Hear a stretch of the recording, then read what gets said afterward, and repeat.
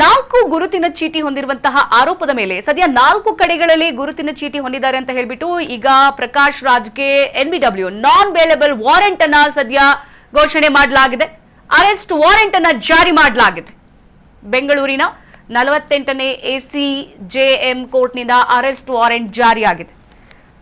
4 ಕಡೆಗಳಲ್ಲಿ ಗುರುತಿನ ಚೀಟಿಯನ್ನ ಹೊಂದಿರುವಂತಹ ಆರೋಪದ ಮೇಲೆ ಸದ್ಯ ನಟ ಪ್ರಕಾಶ್ ರಾಜ್ಗೆ ಅರೆಸ್ಟ್ ವಾರೆಂಟ್ ಅನ್ನ ಜಾರಿ ಮಾಡಲಾಗಿದೆ. ಬೆಂಗಳೂರಿನ 48ನೇ ACJM ಕೋರ್ಟ್ನಿಂದ ಅರೆಸ್ಟ್ ವಾರೆಂಟ್ ಅನ್ನ ಜಾರಿ ಮಾಡಲಾಗಿರುವಂತದ್ದು. ಕರ್ನಾಟಕ, ತಮಿಳುನಾಡು, ತೆಲಂಗಾಣ, ಆಂಧ್ರ ಪ್ರದೇಶ ಸೇರಿ 4 ಕಡೆ ವೋಟರ್ ಐಡಿಯನ್ನ ಹೊಂದಿದ್ದಾರಂತೆ ಪ್ರಕಾಶ್ ರಾಜ್. ಹಾಗಾಗಿ ವಕೀಲ ದಿಲೀಪ್ ಕುಮಾರ್ ಎಂಬುವವರಿಂದ ಸದ್ಯ ದೂರು ಈಗ ದಾಖಲಾಗಿದೆ. ನೋಡಿ, ಪ್ರಕಾಶ್ ರಾಜ್ 4 ಕಡೆ ವೋಟರ್ ಐಡಿಯನ್ನ ಹೊಂದಿದ್ದಾರೆ. ನಾವೊಬ್ಬರು ಚುನಾಯಿತ ಪ್ರತಿನಿಧಿಯಾಗಿ ಮತದಾರನಾಗಿ ಕೇವಲ ಒಂದು ರಾಜ್ಯದಲ್ಲಿ ಮಾತ್ರ ನೋಂದಣಿಯನ್ನ ಹೊಂದಿರಬೇಕು. ಆದ್ರೆ ಇಲ್ಲಿ ಪ್ರಕಾಶ್ ರಾಜ್ 4 ರಾಜ್ಯದಲ್ಲಿ ವೋಟರ್ ಐಡಿಯನ್ನ ಹೊಂದಿದ್ದಾರಂತೆ. ಅದು ಕೂಡ ಕರ್ನಾಟಕ, ಆಂಧ್ರ ಪ್ರದೇಶ, ತಮಿಳುನಾಡು, ತೆಲಂಗಾಣ. ನೋಡಿ, ಇವರು ಬಹುಭಾಷಾ ನಟರು ಅನ್ನೋದನ್ನ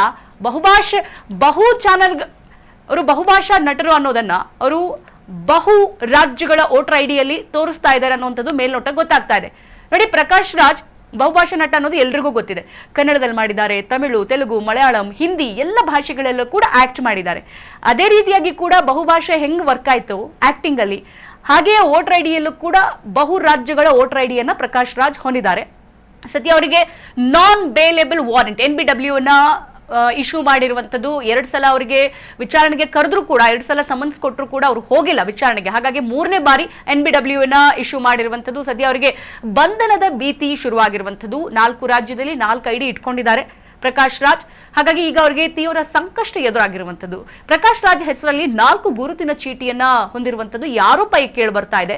ಕರ್ನಾಟಕ, ತಮಿಳುನಾಡು, ತೆಲಂಗಾಣ ಸೇರಿ 4 ಕಡೆ ವೋಟರ್ ಐಡಿಯನ್ನ ಹೊಂದಿದ್ದಾರೆ. ಸದ್ಯ ಈಗ ವಕೀಲ ದಿಲೀಪ್ ಕುಮಾರ್ ಅವರಿಂದ ದೂರು ದಾಖಲಾಗಿರುವಂತದ್ದು. ಮೊದಲಿಗೆ ಹಲಸೂರು ಗೇಟ್ ಪೊಲೀಸ್ ಠಾಣೆಯಲ್ಲಿ 2019 ಆವಾಗಲೇ ದೂರನ್ನ ಕೊಟ್ಟಿದ್ರು ದಿಲೀಪ್ ಕುಮಾರ್. ಅವರು ಬಹು ರಾಜ್ಯಗಳ ವೋಟರ್ ಐಡಿಯನ್ನ ತಗೊಂಡಿದ್ದಾರೆ ಅಂತ ಹೇಳ್ಬಿಟ್ಟು. ಆದ್ರೆ ಕ್ರಮ ತಗೊಳ್ಳಿಲ್ಲ ಆ ಸಂದರ್ಭದಲ್ಲಿ. ಹಾಗಾಗಿ ಈಗ ಪೊಲೀಸ್ ಆಯುಕ್ತರಿಗೆ ದೂರನ್ನು ಕೂಡ ಕೊಟ್ಟಿದ್ದಾರೆ. ಈ ನಂತರದಲ್ಲಿ ಈಗ ಕೇಂದ್ರ ಚುನಾವಣಾ ಆಯೋಗಕ್ಕೂ ಕೂಡ ದೂರು ಕೊಟ್ಟಿದ್ದಾರೆ ಅಂತ ಹೇಳಲಾಗ್ತಾ ಇದೆ. ಹಾಗಾಗಿ ಈ ಹಿಂದೆ 2019ರಲ್ಲಿ ಕೇಸ್ ಫೈಲ್ ಮಾಡಿದಾಗ ಎಲ್ಲೂ ಕೂಡ ಕ್ರಮ ತಗೊಂಡಿರಲಿಲ್ಲ.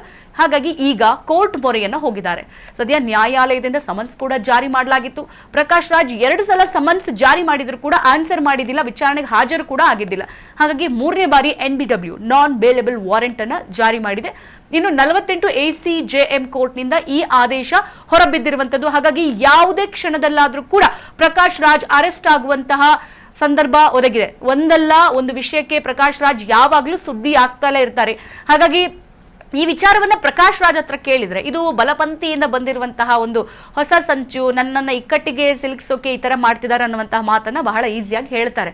ಸೊ ಹಾಗಾಗಿ ಒಂದಲ್ಲ ಒಂದು ವಿಷಯಕ್ಕೆ ಯಾವಾಗ್ಲೂ ಕಾಂಟ್ರವರ್ಸಿಯನ್ನ ಕ್ರಿಯೇಟ್ ಮಾಡ್ತಾ ಇರುವಂತಹ ಪ್ರಕಾಶ್ ರಾಜ್ ಈಗ ಮತ್ತೊಂದು ವಿವಾದವನ್ನ ಮೈ ಮೇಲೆ ಎಳ್ಕೊಂಡಿರುವಂತದ್ದು. ಅದು ಕೂಡ ವೋಟರ್ ಐಡಿ ವಿಚಾರದಲ್ಲಿ 4 ಕಡೆ ಕರ್ನಾಟಕ, ಆಂಧ್ರ ಪ್ರದೇಶ, ತಮಿಳುನಾಡು, ತೆಲಂಗಾಣ 4 ಕಡೆ ಇಲ್ಲಿ ಅವರು ವೋಟರ್ ಐಡಿಯನ್ನ ಹೊಂದಿದ್ದಾರಂತೆ. ಅದು ಹೆಂಗಾಗಿರ್ಬೋದು ಅಂತ ನಾವು ಕೇವಲವಾಗಿ ಹೇಳೋದಾದ್ರೆ, ಅಂದ್ರೆ ಇದು ಕಾನೂನಿನ ಪ್ರಕ್ರಿಯೆಯಲ್ಲಿ ಆಗಿರುವಂತದ್ದು.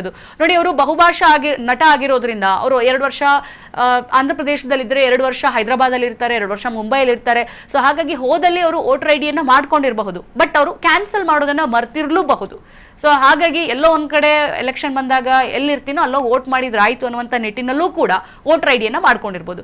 ಸದ್ಯ ಎಲ್ಲ ಆಯಾಮದಲ್ಲೂ ಕೂಡ ಈಗ 4 ಕಡೆ ವೋಟರ್ ಐಡಿ ಹೊಂದಿರೋದ್ರಿಂದ ನಾವು ಒಬ್ಬ ಚುನಾಯಿತ ಪ್ರತಿನಿಧಿಯಾಗಿ ಏನ್ ಮಾಡಬೇಕು, ಒಂದು ರಾಜ್ಯದ ಒಂದು ನೋಂದಾಯಿತ ಮತದಾರ ಆಗಿರ್ಬೇಕು. ಆದ್ರೆ ಇವರು 4 ಕಡೆ ಇಲ್ಲಿ ವೋಟರ್ ಐಡಿ ಹೊಂದಿರೋದ್ರಿಂದ ಸದ್ಯ ಈಗ ಅವರಿಗೆ ಮುಳುವಾಗಿರುವಂತದ್ದು. ಇನ್ನು ಪ್ರಕಾಶ್ ರಾಜ್ ಕೇರಳದಲ್ಲೂ ಕೂಡ ನಡೆದಂತಹ ಸಾಹಿತ್ಯ ಉತ್ಸವದಲ್ಲಿ ಭಾಗಿಯಾಗಿದ್ರು. ಆ ಸಮಯದಲ್ಲೂ ಕೂಡ ರಾಮಾಯಣದ ಕುರಿತು ವಿವಾದಾತ್ಮಕ ಸ್ಟೇಟ್ಮೆಂಟ್ ಅನ್ನ ಕೊಟ್ಟರು. ಈಗ ರೀಸೆಂಟ್ ಆಗಿ ಧರ್ಮಸ್ಥಳದ ಪ್ರಕರಣ ಕೂಡ ಬಹಳ ಹಲ್ಚಲನ್ನ ಸೃಷ್ಟಿ ಮಾಡಿತ್ತು. ಹೌದು, ನಾನು ಚಿನ್ನಯ್ಯ ಕರೆ ಮಾಡಿದ್ ನಿಜ ಅನ್ನೋದನ್ನ ಹೇಳ್ತಾರೆ. ಚಿನ್ನಯ್ಯ ನೋಡಿದ್ರೆ 200 ಕೋಟಿ ನನಗೆ ಆಫರ್ ಮಾಡಿದ್ರು, ಅದ್ರಲ್ಲಿ 50 ಲಕ್ಷ ನಿನಗೆ ಕೊಡ್ತೀನಿ ಅಂತ ಹೇಳಿದ್ರು ಅಂತ. ಸೊ ಹೀಗಾಗಿ ಒಂದಲ್ಲ ಒಂದು ವಿಚಾರದಲ್ಲಿ ಅದು ರಾಜಕೀಯ ಆಗಿರ್ಬೋದು, ಸಿನಿಮಾ ಆಗಿರ್ಬೋದು, ಯಾವುದೇ ಒಂದು ಸ್ಟೇಟ್ಮೆಂಟ್ ಕೊಡುವಾಗ ಅವರು ನಾಲಿಗೆ ನಿಗಾ ಇಲ್ಲದಂತೆ ಸ್ಟೇಟ್ಮೆಂಟ್ ಅನ್ನು ಕೊಟ್ಟಿರೋದು ಕೂಡ ಗಮನಿಸಿದ್ದೀವಿ. ಸದ್ಯ ಇವೆಲ್ಲ ಆಯಾಮದಲ್ಲೂ ಕೂಡ ಈಗ ಪ್ರಕಾಶ್ ರಾಜ್ಗೆ ಮುಳುವಾಗಿರುವಂಥದ್ದು. ಸೊ ಹಾಗಾಗಿ ಈಗ ಅವರಿಗೆ ನಾನ್ ಬೇಲೇಬಲ್ ವಾರೆಂಟ್ ಕೂಡ ಇಶ್ಯೂ ಆಗಿದೆ. ಯಾವ ಕ್ಷಣದಲ್ಲಿ ಬೇಕಾದರೂ ಅವರು ಅರೆಸ್ಟ್ ಆಗಬಹುದು. ಹಾಗಾಗಿ ಒಟ್ಟಾರೆ ಈಗ ಪ್ರಕಾಶ್ ರಾಜ್ ವಿರುದ್ಧ ಬಹು ಗುರುತಿನ ಚೀಟಿ ಹೊಂದಿರುವಂತಹ ಆರೋಪ ಏನೋ ಕೇಳಿ ಬರ್ತಾ ಇದೆ. ಕಾನೂನು ಹೋರಾಟಕ್ಕೂ ತಲುಪಿದೆ. ಯಾವ ಕ್ಷಣದಲ್ಲಾದರೂ ಅರೆಸ್ಟ್ ಆಗ್ಬೋದು. ಸೊ 3 ಬಾರಿ ಅವರಿಗೆ ಸಮನ್ಸ್ ಇಶ್ಯೂ ಮಾಡಿರೋದು, 2 ಬಾರಿ ವಿಚಾರಣೆ ಕರೆದಾಗ್ಲೂ ಕೂಡ ಅವ್ರು ಹೋಗಿಲ್ಲ, 2 ಬಾರಿ ಸಮನ್ಸ್ ಇಶ್ಯೂ ಮಾಡಿದಾಗ್ಲೂ ಕೂಡ ಅವರು ಆನ್ಸರ್ ಮಾಡಿಲ್ಲ. ಹಾಗಾಗಿ ಈ ಎಲ್ಲ ಪ್ರತಿಕ್ರಿಯೆಯನ್ನ ನೋಡ್ಬಿಟ್ಟು ಈಗ ನಾನ್ ಬೇಲೇಬಲ್ ವಾರೆಂಟ್ ಅನ್ನ ಜಾರಿ ಮಾಡಿದೆ. ಈಗ ಮುಂದಿನ ಬೆಳವಣಿಗೆಗಳು ಸದ್ಯ ಎಲ್ಲರ ಮೇಲೆ ಗಮನ ನೆಟ್ಟಿರುವಂತದ್ದು. ಹಾಗಾಗಿ ಈ ಪ್ರಕರಣ ಯಾವ ತಿರುವು ಪಡ್ಕೊಳ್ಳುತ್ತೆ, ಅದು ರಾಜಕೀಯವಾಗ್ಲಿ ಅಥವಾ ನ್ಯಾಯಾಲಯದ ಕುರಿತಂತೆ, ಸೊ ಎಲ್ಲ ಕಾನೂನು ಪ್ರಕ್ರಿಯೆ ಯಾವ ದಿಕ್ಕಲ್ಲಿ ಸಾಗುತ್ತೆ ಅನ್ನೋದನ್ನ ಕಾದ್ ನೋಡಬೇಕು. ಸದ್ಯ ಎಲ್ಲರ ಚಿತ್ತ ಈಗ ಪ್ರಕಾಶ್ ಮೇಲೆ ನೆಟ್ಟಿರುವಂತದ್ದು.